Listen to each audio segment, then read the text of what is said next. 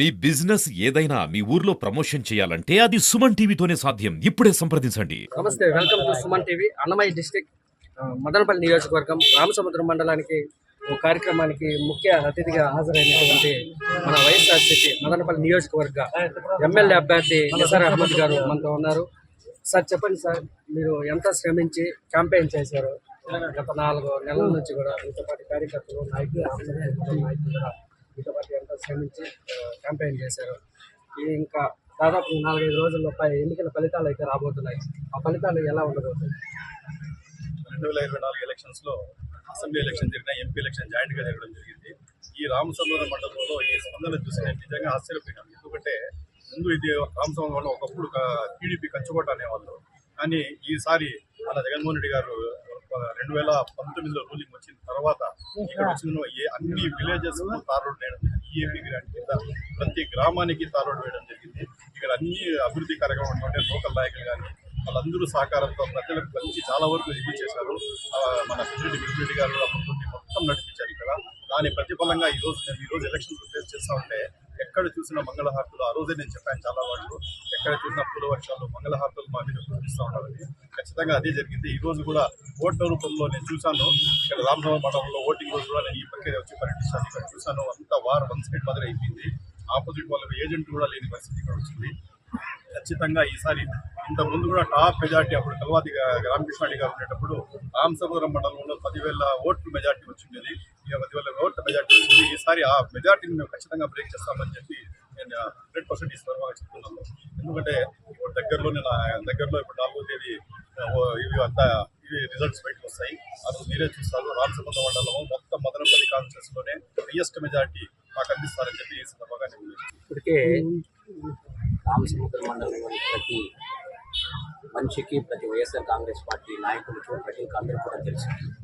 ఇంతకు ముందు లేని నిజానికి కనీ విని ఎరుగని రీతిలో, ఊహించని రీతిలో రామసముద్రం మండలంలోనే ఖచ్చితంగా 10,000 పైచిలుకు అనేది మెజారిటీ వస్తూ ఉంది. అది దగ్గరలో మనం 4th అంటే కౌంటింగ్ డే మనకు తెలుస్తుంది.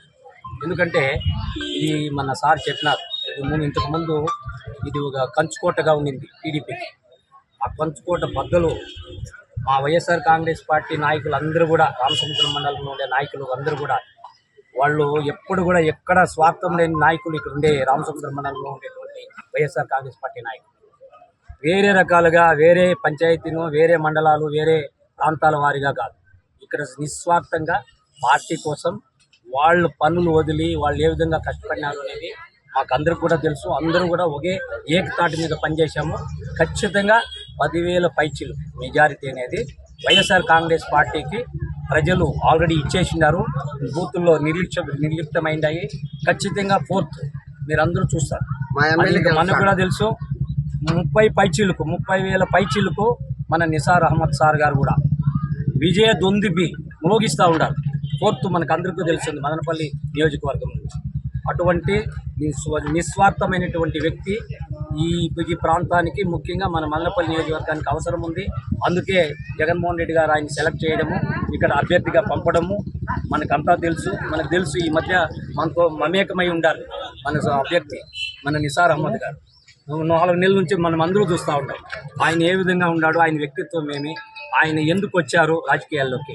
ఖచ్చితంగా రామసముద్రం మండలము మన పెద్దిరెడ్డి రామచంద్రరెడ్డి అని అయితే ఏమి, మన మిథున్ రెడ్డి గారు అయితే ఏమి, వాళ్ళ ఆశీర్వాదంతో మన నిసార్ అహ్మద్ గారు ఇక్కడ మంచి కార్యక్రమాలు చేస్తారు. రామసముద్రం మండలాన్ని కూడా ఈరోజు నేను ముఖ్యంగా డిమాండ్ ఏమంటే, మాకు ఎక్కడ కూడా డిగ్రీ కాలేజీ లేదు, లేకుంటే ఒక మెడికల్ కాలేజో, లేకుంటే ఏదైనా ఒక ఇంజనీరింగ్ కాలేజో, ఈ విధంగా ఎడ్యుకేషన్ పరంగా కూడా ఖచ్చితంగా ఇక్కడ మనకు అవసరం ఉంది. అవన్నీ కూడా మన అన్న నిసార్ అన్న ఎమ్మెల్యే అయిన తక్షణమే అవన్నీ కూడా ఫుల్ఫిల్ చేస్తారని మాకందరికి కూడా నమ్మకం ఉంది.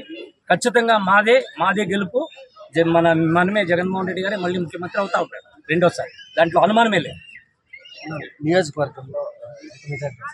నియోజకవర్గంలో ఇప్పుడు ఏమంతా డిసైడ్ చేసేసింటాం. 30,000 పైచీలకు మెజారిటీ మన నిసార్ అన్నకు, వైఎస్ఆర్ కాంగ్రెస్ పార్టీకి ఈరోజు వస్తూ ఉంది. దాంట్లో ఏమో అనుమానమే లేదు. దాన్ని ఎవరు కూడా లేదు అని చెప్పేదానికి ఇంతవరకు లేదు. ఖచ్చితంగా వస్తుంది. 30,000 పైచీలకు మెజారిటీతో మనం గెలబోతూ ఉన్నాం మదనపల్లి నియోజకవర్గాన్ని.